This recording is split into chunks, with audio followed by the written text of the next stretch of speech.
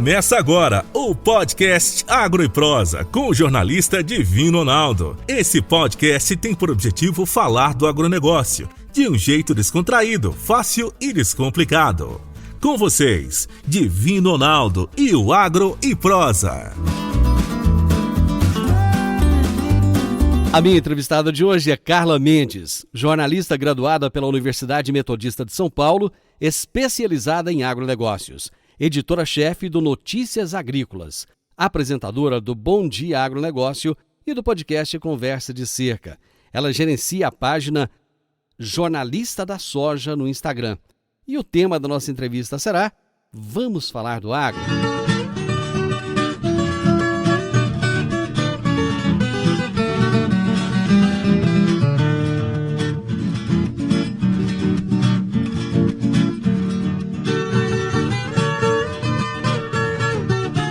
Carlinha, vamos falar do agro? Vamos falar, Divino. Vamos falar, porque tem muita coisa boa pra gente falar do agro e quase ninguém lembra disso, né? Então vamos falar do agro, com certeza. Bom, vamos começar. Eu já falei aqui um monte de coisa que você é. Dá a impressão que você tem assim, uns 70 anos de idade, né? Pelo tanto de coisa que eu falei que você faz e tal. E seu dia deve ter umas 50 horas, pelo menos, né?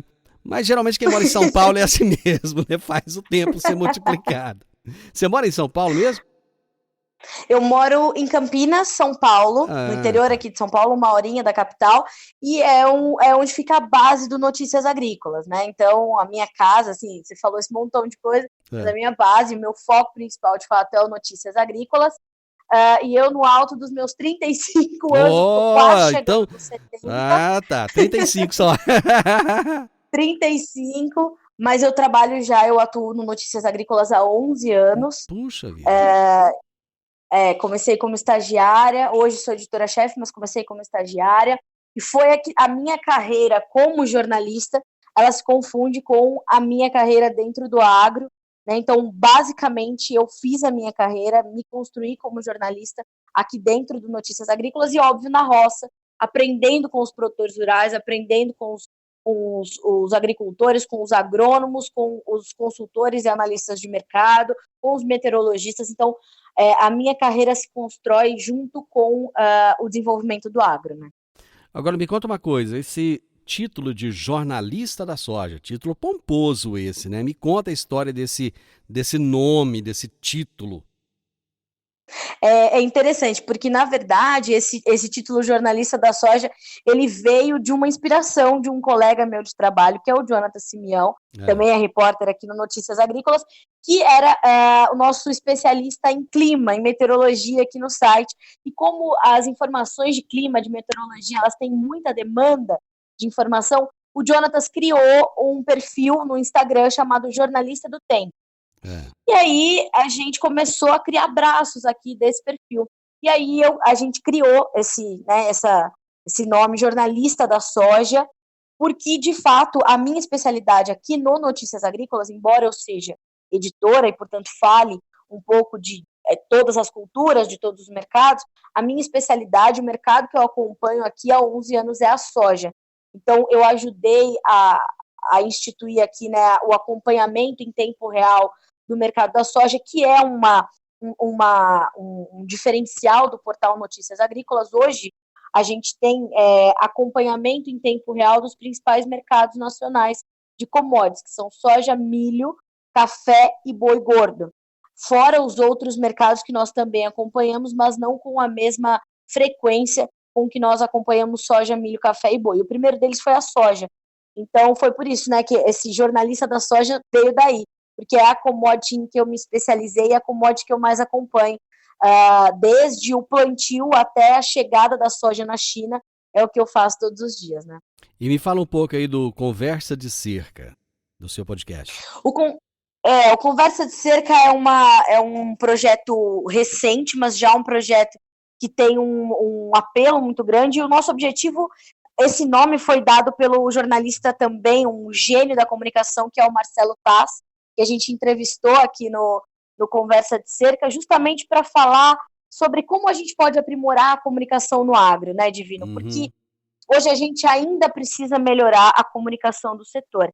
E aí o podcast não tinha esse nome, E o Marcelo Taz falou, Carla, eu gosto de uma prosa boa, sabe essas conversas de cerca?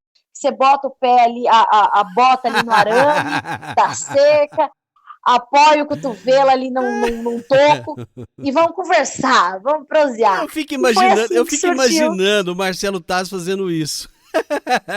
E ele é muito da roça, né? Sério Ele é mesmo? muito da roça. Muito. Marcelo Taz cresceu no sítio, cresceu na fazenda, o pai, o vô e tudo mais. E ele manja muito, viu, Divino? Então, um dia que você quiser entrevistar o homem, ele é generoso, inteligentíssimo e conhecedor do agro. Não fala isso pra mim o dia que eu quiser entrevistar. E ele é um cara super pra frente. Quando ele falou, eu gosto dessa boa conversa de cerca. Foi aí que a gente, né, o Taz apadrinhou esse podcast com esse nome.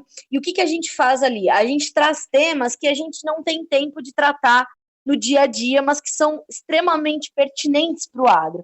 Isso a gente tenta fazer com que a gente crie uma ponte mais estreita e mais curta com a população urbana, que não conhece muito do agro.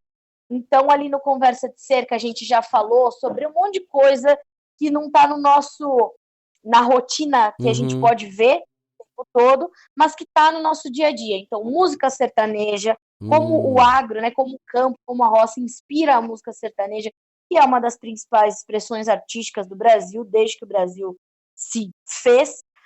A gente já falou sobre mercado de capitais para o agronegócio, por exemplo. A gente já trouxe artistas como, por exemplo, a Bruna Viola, que é uma super artista desse nicho. A gente já trouxe, por exemplo, o fundador ali da produtora Brasil Paralelo, né? Tem aquelas produções super polêmicas, mas super bem feitas, maravilhosas. A gente já falou, a gente fala muito sobre sustentabilidade, a gente fala sobre política, porque é preciso falar, a gente traz líderes do setor, né? E aí a gente vai ter ali ali eu tento diminuir a dinâmica pergunta e resposta e tento fazer uma conversa mesmo, uma prosa, uma conversa mais fluida, né?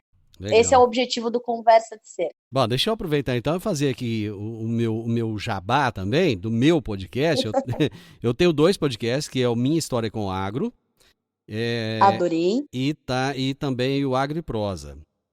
E algumas das entrevistas desse programa vão lá para o podcast e é um negócio bem legal. Um projeto é algo pessoal, mas é muito bacana. Bom, você falou aí da questão da política, né? A política que ela é necessária e tal. O agronegócio, no seu ponto de vista, ele tem que ter uma atuação política? Eu não sei se o agronegócio tem que ter uma atuação política, Divino, mas o agronegócio precisa ter uma representação política e aí os seus representantes terem uma atuação política efetiva. O agronegócio, como qualquer outro setor, ele precisa de políticas públicas, ele precisa de respaldo do governo, ele precisa de respaldo do Congresso Nacional, ele precisa do respaldo da lei, do Poder Judiciário. Então, ele tem que ter uma representação política. A atuação política, né, é inerente, mas ela precisa acontecer pelos representantes corretos, né? Então, a gente não pode politizar o agro, mas a gente também não pode despolitizar o setor, porque ele precisa dessa representação política. Eu falo isso porque, por exemplo, a gente está no meio de um momento onde a gente está definindo a questão do marco temporal para as terras indígenas, por exemplo, né? E não tem como a gente não politizar isso. Ele não deveria ser politizado, ele tem uma contaminação política, né? Um assunto que é completamente judicial, né? Jurídico, melhor dizendo, e ele tem uma contaminação política porque ele tem um viés ideológico muito forte. Como você não vai ter uma representação política desse tema, por exemplo, que envolve não só produtores rurais e populações indígenas, povos indígenas, e terra especificamente, a gente está falando de 240 milhões de hectares de terras, né? Mas como tratar disso sem ter essa atuação política? A gente está vendo ali os 10 ministros atuantes do Supremo Tribunal Federal dar os seus votos, né? Então, hoje, segunda-feira, dia 20 de setembro de 2021, a gente vai recomeçar a semana no STF na quarta-feira, e o que a gente tem? A gente já teve 2 votos, o ministro Edson Fachin votando contra o marco temporal, o ministro Cássio Nunes votando a favor do marco temporal, e veio o Alexandre de Moraes, né, o ministro Alexandre de Moraes, pedindo vistas para o processo todo dessa questão. Aí o que a gente entende, o que a gente olha, como é que a gente observa isso tudo? A gente, antes desses votos, nós tivemos 35 do que o Supremo Tribunal Federal chama de sustentações orais. O que isso quer dizer, né? Essas sustentações orais, elas são representantes dos 2 lados se posicionando, e isso é um posicionamento político, né, também, por exemplo. Então, a gente tem ali advogados, a gente tem ali representantes de sindicatos rurais, de associações em defesa dos povos indígenas, como, por exemplo, o Conselho Indigenista Missionário. Então, a gente tem uma representação política, a gente precisa ter uma representação política, mas a gente precisa cuidar, na minha modesta opinião, entre representação e atuação. Nós temos que atuar politicamente, ser politicamente representados, quando a gente fala de agronegócio, mas a gente precisa cuidar para não contaminar com ideologias políticas o setor. Isso acho que a gente precisa cuidar. Então, acho que é uma linha tênue e que nesse momento de polarização do Brasil, uma polarização política jamais vista, né, o que a gente está vivendo agora, prestes a ter uma nova eleição presidencial, a gente tem que ter essa representação, tem que ter essa atuação, mas é uma linha bem tênue de quem vai representar o setor politicamente no agronegócio.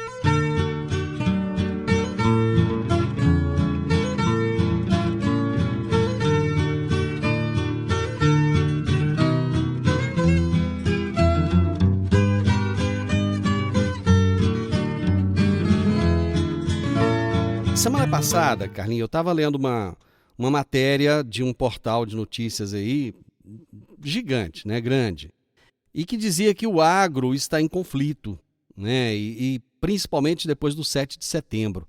Você acha que o agro está em conflito mesmo ou não? Eu acho que nós temos o agro, talvez assim, nesses meus 11 anos de carreira, assim, nesses meus 11 anos de acompanhamento do agro, o que eu percebo é que a gente tem mais discursos partindo do setor do agronegócio brasileiro. O que isso quer dizer, né, Divino? Que a gente tem essa notícia, eu li também, e é uma notícia que parte da grande mídia, e a grande mídia desconhece o agronegócio, e por isso defende esse racha. O agronegócio rachou. Não é que rachou, há uma pluralidade maior de discursos e de bandeiras diferentes que vão levar ao mesmo caminho, que é garantir que a nossa competitividade continue elevada e crescendo, que a gente tenha harmonia entre os 3 poderes no governo. Mais uma vez a gente fala sobre a atuação política do agronegócio. Então, para tentar alimentar aquela imagem de que o agro está se fragilizando, porque tem um racha, o agro está gritando coisas diferentes e tal, a gente vai tentar alimentar na grande mídia, que costuma mesmo bater no agronegócio, isso já é líquido e certo. Eles vão continuar alimentando coisas como essa. Então, não acho que a gente tem um racha no agro. O que eu acho é que nós temos ali diversas bandeiras e diversas representatividades sendo defendidas. É claro que, por exemplo, as indústrias do agro, elas precisam prezar pelo pragmatismo no comércio. De novo, a gente não pode contaminar com a política algumas coisas. Lógico. Então, assim, comércio no agro, relações diplomáticas com outros países. A gente precisa ser pragmático. Política, negócios à parte. Sim. E o Brasil, ele tem, nessa gestão, né, e não me refiro aqui à figura do presidente da República, mas me refiro à forma de governar, e isso inclui a escolha de ministros muito conhecedores das pastas que assumem, como é o caso da Tereza Cristina. Ela tem uma atuação impecável. Então, por exemplo, esse pragmatismo no comércio, Tereza Cristina, no primeiro ano de mandato, ela dobrou o número de clientes internacionais do Brasil. Exatamente. Ela defende o fortalecimento da agricultura familiar e do conceito para os desconhecidos, né, para quem não entende qual é o conceito da agricultura familiar, ela reforça que é um conceito importantíssimo, é um dos pilares do agronegócio brasileiro, e mais do que isso, que a agricultura familiar está sim debaixo do guarda-chuva do agronegócio.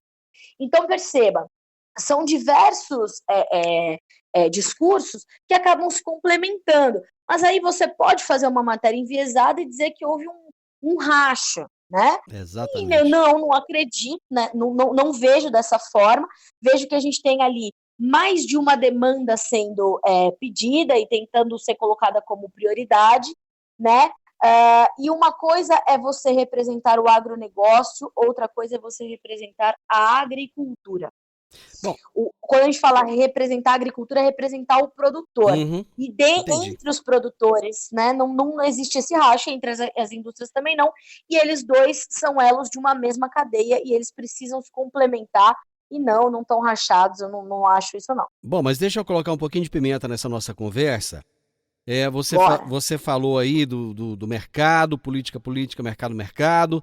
Tá, e essa dicotomia de amor e ódio que o brasileiro tem pela China? Nós adoramos vender para a China, achamos maravilhoso que ela compra nossa soja, nosso milho, compra tudo que a gente tem para vender. Mas, ao mesmo tempo, quando ela impõe determinadas normas, por exemplo, agora tem acontecido com o minério de ferro, ela tentando baixar o preço do minério de ferro para a gente vender barato para ela, enfim, não sei nem explicar.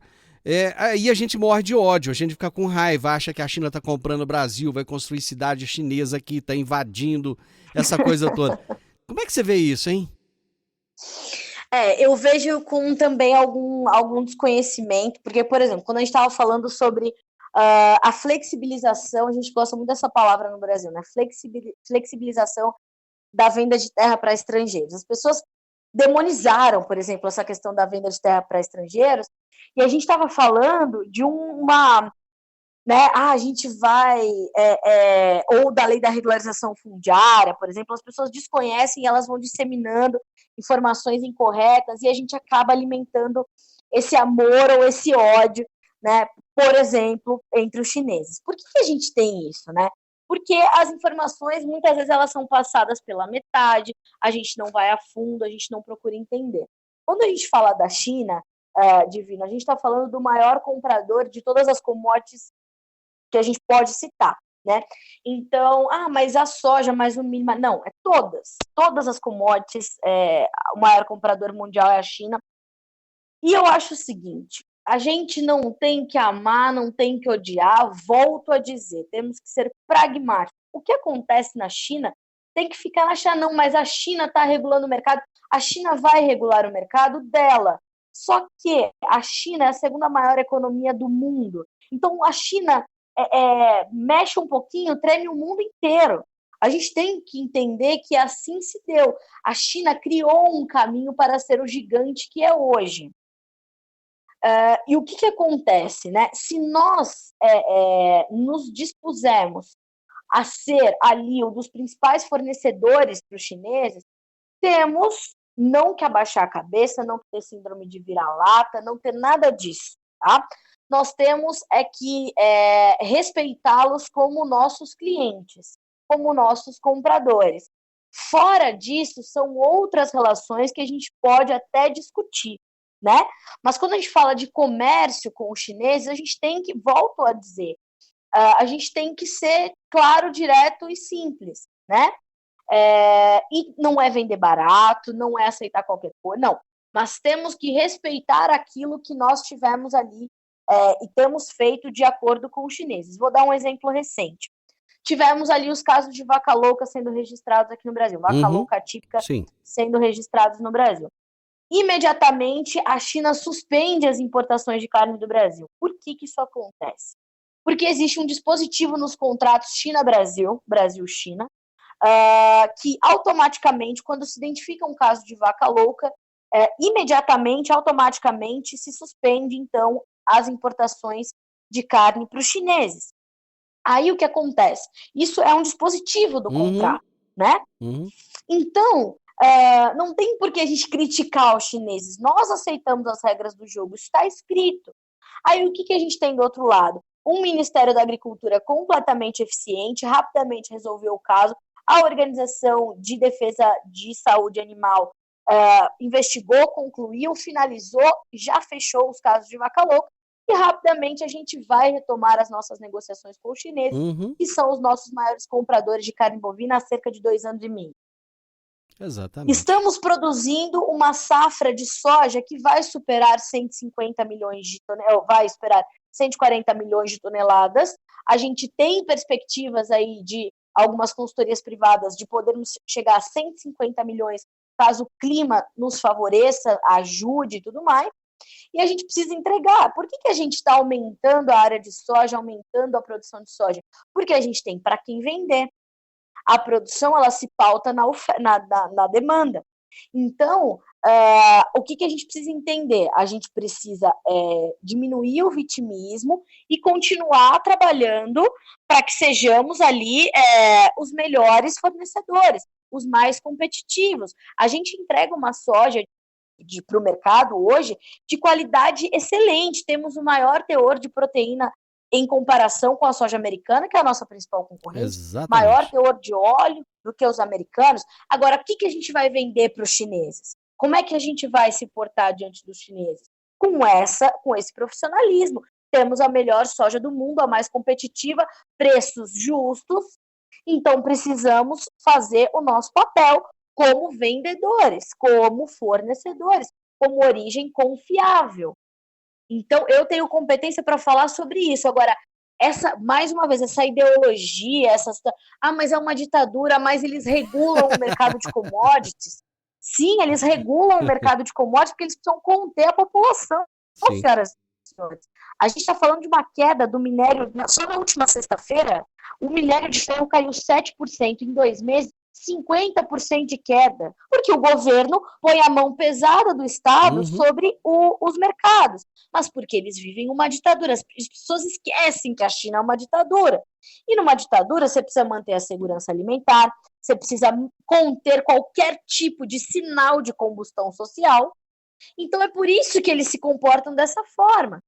Aí nós escolhemos fazer negócios com eles. E tá tudo bem. O que acontece ali dentro é ali dentro que tem que ser resolvido. O que acontece conosco é a mesma coisa. É igual quando querem vir falar da Amazônia. Pera um pouquinho, a Amazônia quem cuida somos nós. Agro e Prosa, falando do agronegócio de um jeito descontraído, fácil e descomplicado.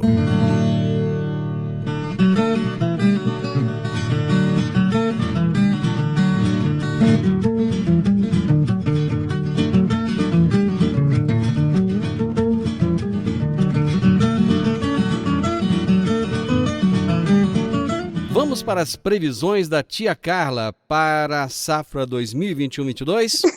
Bola de cristal, já vamos botei lá. Meu turbante, bora. Manda ver. Olha só, a gente tem então essa possibilidade de termos uma safra de soja acima de 140 milhões de toneladas. Algumas consultorias acreditam que a gente possa superar os 40 milhões de hectares cultivados com soja na safra 2021-22, e a gente começa a safra 21-22 com essas boas perspectivas, mas com preços mais elevados do que no começo da safra 2021. A gente está falando de um aumento de 30% nas referências, tanto na Bolsa de Chicago, quanto aqui na formação dos indicativos Base Porto, por exemplo. Estou falando de uma soja na Bolsa de Chicago a quase $13 por bushel contra, em 15 de setembro de 2020, $9,91 ou 9,96 para o contrato março, que é referência para a nossa safra. Tá? Então, a gente começa a safra com uma perspectiva forte de oferta, uma demanda bastante interessante, devemos continuar como os maiores exportadores mundiais de soja e preços que começam melhores. Obviamente que eles vão se ajustar até que a colheita se finalize, a gente vai ter todo o processo de desenvolvimento da safra, a gente precisa do clima nos ajudando para essa safra 21-22 alcançar todas essas perspectivas iniciais, Divino. Pois é, essa é outra questão. Dá uma olhadinha na sua bola de cristal aí, porque tudo que a gente Diga lá. ouve é que o clima daqui para frente não deve ser o melhor do mundo aí nos próximos 15 anos, né? Que a gente vai ter uma série de problemas climáticos. Será que esse ano vai ter de novo? Pois é, essa questão climática e os custos de produção mais altos, eles acabam deixando os produtores mais expostos e, consequentemente, mais cautelosos. Por isso que a comercialização da safra 21-22, ela não avança no mesmo ritmo que a 2020 e 2021 avançou nesse mesmo período do ano. Por quê? Porque os problemas de clima que nós tivemos, principalmente na safrinha de milho, pegaram forte o produtor, e isso ainda está na mente, na memória muito viva do produtor, certo? O que a gente tem climaticamente falando, segundo informações do IMET, que nós levantamos na última sexta-feira, dia 17 de setembro, no Notícias Agrícolas. Nós temos ali os modelos climáticos mostrando que a condição de seca está ali castigando o Brasil Central, porque na região sul, sudeste do Brasil, as chuvas começaram a chegar nos últimos dias, né? Uhum. Então, essa condição de seca no Brasil Central, ela pode começar a mudar a partir do dia 25 de setembro. Mas essas chuvas que podem começar a chegar, né, mostradas pelos mapas, essa volta da umidade, das precipitações, ela ainda pode acontecer de forma bem irregular. E vai ser assim nesse comecinho de primavera, né? Então, o que precisa acontecer? O produtor precisa... Não pode desviar, né, o monitoramento, que hoje tem milhares de aplicativos focados em agricultura, em clima para agricultura e profissionais especializados nisso. Então, ele tem que monitorar para garantir a condição ideal para o plantio da safra de verão e evitar, ou melhor, mitigar, usar práticas de plantio, Divino, que ele possa mitigar os efeitos da seca, os efeitos das adversidades climáticas. Escalonar o plantio, diversificar ali as variedades, vai fazer precoce, soja precoce, super precoce, escalona, diversifica, põe um pouquinho de soja de ciclo médio, ciclo um pouco mais longo, usar práticas que possam mitigar os efeitos das adversidades climáticas, né? É uma dica importante dos especialistas que a gente ouve aqui. Que pena, Carlinha, nosso tempo acabou. Ainda ficou muita coisa para trás, eu acho que eu vou ter que trazer você aqui mais vezes, hein? Pois pode me chamar, você vê que eu falo, eu gosto pouco de falar, então você me chama que eu tô pronta, tô sempre pronta, para falar eu tô sempre pronta. Cara, foi um show, você deu um show aqui, eu te agradeço imensamente, foi assim, um prazer enorme te ouvir aqui, porque eu não te entrevistei, eu fiquei te ouvindo, fiquei babando aqui com as informações, muito obrigado por tudo que você trouxe para nós aqui. Quando a gente é chamado para falar num outro veículo de comunicação, parceiro, né, sempre somos a mídia do agro, é sempre uma coisa boa que a gente sempre estamos no caminho certo. Então, obrigada, Divino, pelo convite, né, pela confiança no nosso trabalho, no meu e de toda a equipe do Notícias Agrícolas. Estou sempre à disposição. É só me pautar que eu venho. Se não me pautar, eu trago a pauta. Não tem problema não. Você ouviu o podcast Agro e Prosa. Se gostou, compartilhe, recomende e nos siga nas diferentes plataformas de podcast.